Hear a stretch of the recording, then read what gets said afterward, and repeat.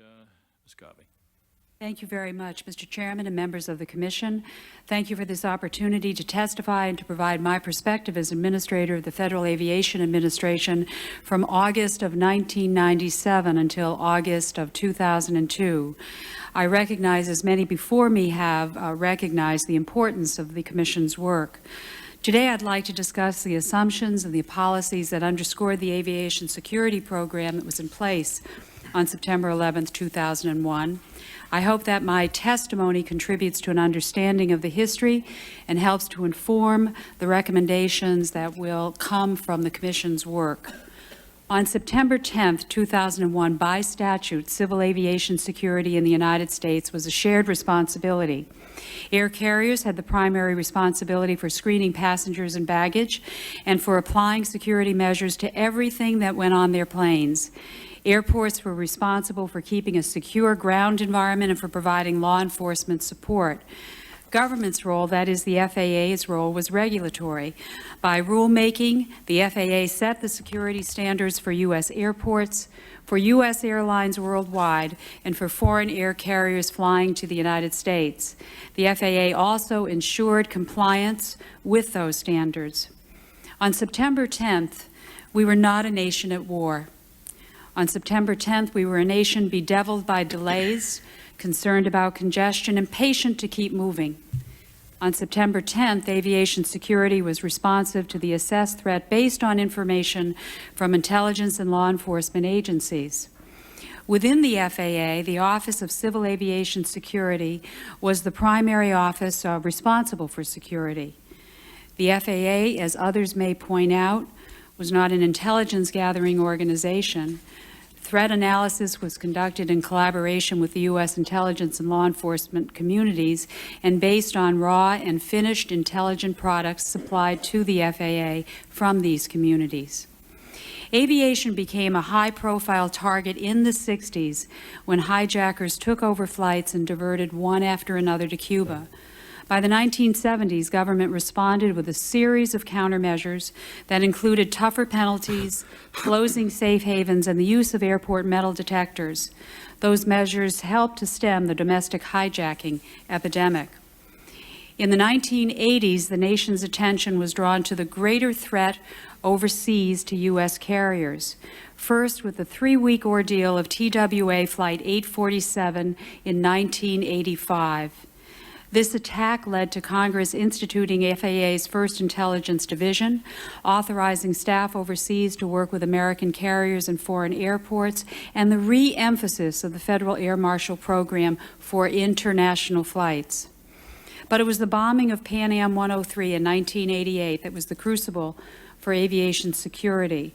The world saw the devastating effects of an explosive device in checked luggage. This incident stimulated the most significant changes in aviation security since the 1970s. Based on the findings of the Presidential Commission, Congress elevated the stature of aviation security within the FAA. It directed the use of explosive detection systems. It gave the FAA additional responsibility for research and heightened the emphasis on intelligence and threat assessments. As a result of the 90 Commission, the FAA established a special group to simulate criminal and terrorist actions and to conduct covert examinations of the effectiveness of aviation security systems. This red team augmented the work being done by the inspectors and reported to the top FAA security official. Red team findings influenced screener trainings, led to changes in the computer-assisted profiling program, and helped direct changes in the protocol for positive bag match. In effect, they helped shape the policy and the direction for security programs. Over the years, the U.S. aviation security community had its successes. A frustration in aviation security, as it is in safety, is measuring success, since it is the absence of failure.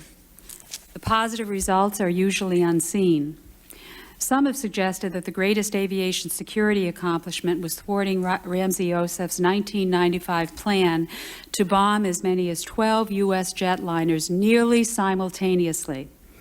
Working with the Philippine authorities, the U.S. law enforcement and intelligence officials uncovered the plot to destroy U.S. passenger aircraft in the Pacific by putting explosive devices aboard.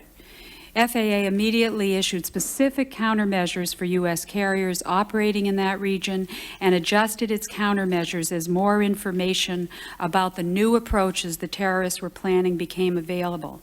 Thanks to solid and integrated intelligence, as well as to coordination among the intelligence and law enforcement communities, the plot was stopped. Earlier in '93, after the World Trade Center bombings, FAA had begun re-examining its assumptions about domestic aviation security.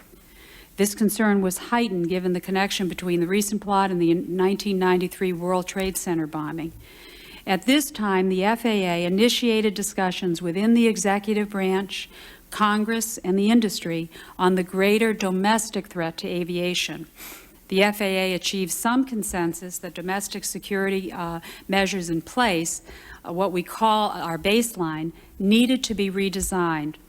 The FAA established a baseline working group composed of government and outside experts. Its first meeting was on July 17, 1996. TWA Flight 800 crashed into the Atlantic that evening. It's not surprising the initial focus on the cause of this crash was criminal, most likely terrorists. The President acted swiftly, establishing the White House Commission on Aviation Safety and Security, or known as the Gore Commission. That commission's security recommendations centered on improving screening and countering the effects of explosive devices. At the time of the September 11th attacks, FAA had implemented 24 of the Commission's 27, security recommendations assigned to the FAA, and was addressing three others through rulemaking. With the Gore Commission's determination that aviation security was a national security issue, for the first time, significant federal funding was directed toward the purchase of security equipment for civil aviation, $100 million a year. Most of that funding was directed to explosive detection equipment. On September 10th, the FAA was procuring and installing explosive detection equipment. We were focused on improving screener performance through training and standards. And on September 10th, based on intelligence reporting, we saw explosive devices on aircraft as the most dangerous threat.